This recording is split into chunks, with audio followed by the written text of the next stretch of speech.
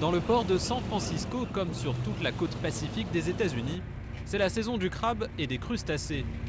Aujourd'hui, Ed en rapporte une prise d'environ 400 kg, mais bientôt il ne pourra plus pêcher où bon lui semble.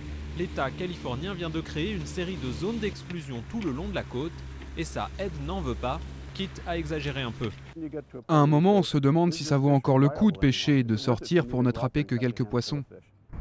Dans ces dizaines de zones protégées, toutes à moins de 5 km des côtes, la pêche sera limitée par des quotas, voire complètement interdite, de façon à permettre à la faune sous-marine de se repeupler après des années de surpêche et de pollution.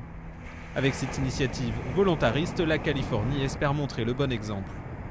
Jamais auparavant un tel réseau n'avait été créé. Des zones vont être créées tout le long des 2000 km de la côte californienne. C'est exceptionnel. Je pense que cela va lancer un mouvement et permettre de purifier l'océan. Aucune bouée ne délimitera ces sanctuaires marins à la surface. Les pêcheurs devront les éviter en utilisant leur GPS. Les poissons, eux, devraient instinctivement s'y installer. Au bout d'un moment, les poissons vont comprendre où se situent les limites des zones et ils vont vraiment rester à l'intérieur.